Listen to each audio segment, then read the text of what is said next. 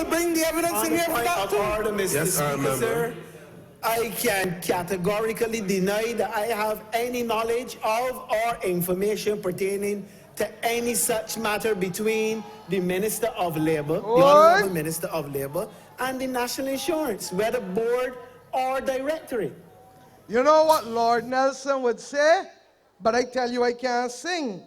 What would he sing? Somebody sang it up here tonight. It was Cinti. You hear? Because it clearly is not true. I'm saying it is not true. I can categorically deny. I can categorically deny. I can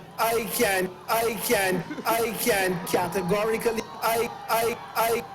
Oh, yes, I'm the great pretender.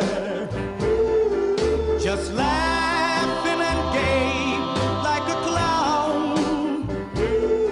I seem to be what I'm not. No, Selector, cut that out. Cut that out. He is not a great pretender. That is a big, bold-faced lie. That is a big what? Do you understand? Do you understand? Do you understand, crowd, what we have going on in the 50th anniversary of this country? And you know, if there was not a public-spirited Barbadian, we would not be here tonight having the truth, the whole truth, and nothing but the truth being exposed. And you know what's sad? In London, in England, in 1963, there was something called the Profumo Affair. And listen carefully. There was a Secretary of War called John Profumo.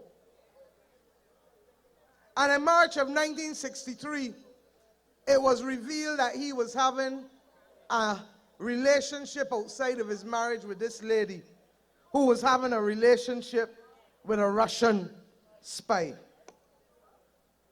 He went to Parliament and he denied that it was true.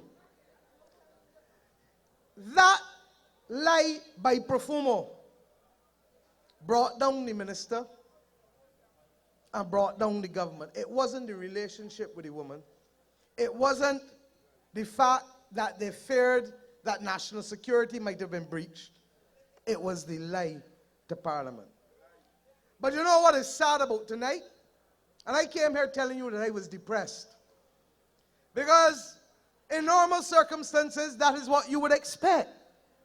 But this government is too low to recognize high precepts. And therefore I come here tonight not to ask the minister to resign, because it would be a waste of my breath given all of their behavior to date. Bishop Atherley, you know what I mean from a year ago. I come here tonight not to ask the Prime Minister to reshuffle him out of the cabinet or to reshuffle him from finance, because make no mistake about it, those ministers have been walking about in the last 4 weeks, quivering in their boots, because the Prime Minister has warned them that he is about to do a reshuffle. But you know, and I know, that if I ask the Prime Minister to reshuffle the Minister of Finance for this misleading of Parliament, he would ignore it. So I have come here tonight to at least ask and speak on your behalf. They have already shown their hand by wanting to report us to the Committee of Privileges. So be it. But I know, like you, that the Minister of Finance is your servant. And the Minister of Finance was voted for by the people of Barbados and appointed by the Prime Minister. So I have come here tonight to do what you would do with your child, to do what you would do with your grandchild, to do what you would do with your partner or anybody who do you wrong, to tell Chris Sinclair in your name, apologize to the people of Barbados for what transpired in Parliament this week. Apologize, Chris. Say sorry. Be a man and say sorry. And I want you to join with me and do one thing. Every time you see Chris Sinclair from here on in, every time you see Chris Sinclair from here on in, tell Chris, apologize before you talk to me. Say sorry before you talk to me.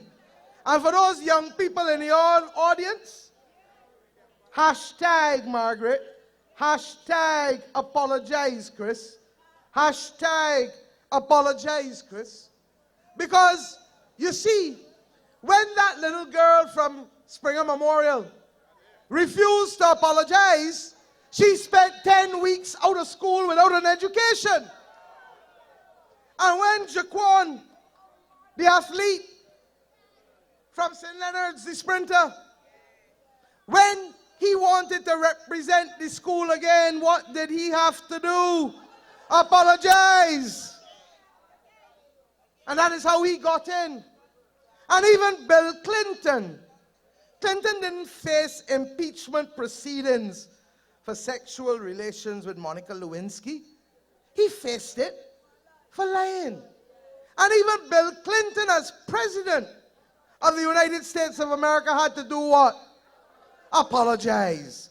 And I said to you tonight, I know Chris Sinclair is not John Profumo.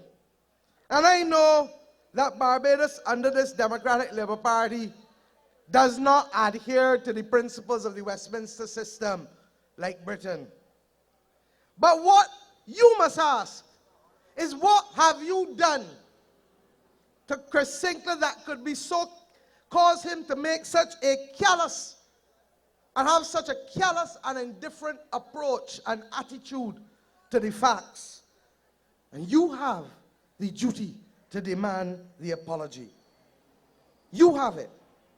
And I say to you tonight, therefore, colleagues and friends, there's not a lot of long time left. It is about 19, 20 months left. And I ask you, the people, especially the people who have borne the brunt of the adjustment in this country, whole strain. Whole strain. The Barbados Labour Party understands its duty to you.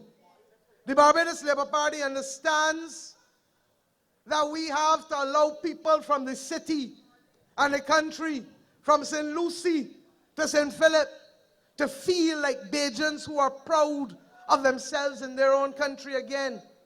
And when you hear people complain about the 50th anniversary celebrations, and when you see the 8 million, or as Santia said, what will probably become more than $10 million in while spending, while people can't get help at the hospital, while people can't get their rent or their mortgages paid. When you see people complain about that as they did in the paper, because you have a prime minister who tells you it is non-negotiable. It is not because Bajans don't want to celebrate independence, but it is when the Bajans look at their mirror image of this government, they can find nothing in this government or its government's performance to cause them to want to celebrate anything. That is the reality. And we have to recognize that we need a government. Look, we don't want them to try bringing them more ideas. Because when they bring ideas, they bungle them. The only thing we are asking them to do is to have a heart, to be sensitive, to understand that people in this country are suffering, to understand that they need to stem the decline, to stop the bleeding.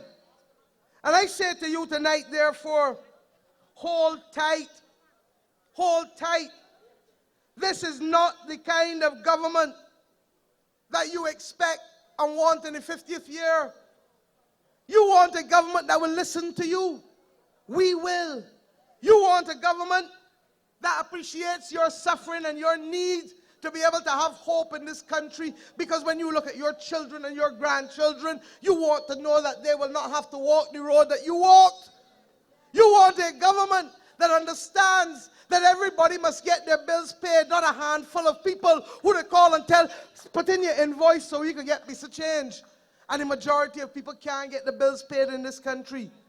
You want a government that enforces the rule of law from Prime Minister to Gearbox if he were living.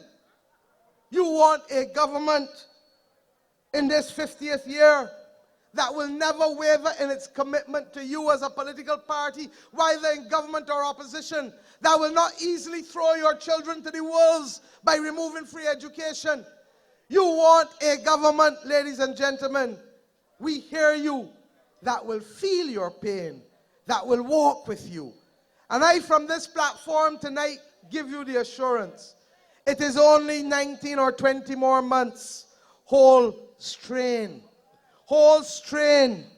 Because we in the Labour Party have the policies and the competence. You know that. Hold strain.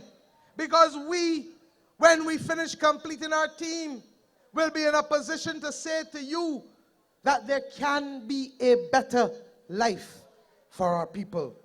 And we will, in the words of Martin Lord, we will not look down. We will always keep our head up high. And we will say with pride and dignity that people will always respect what Barbados means to you and to me. We will not have to hide and hold our heads down because people cannot look in the mirror and tell the truth when it is most required. We ask you, follow us.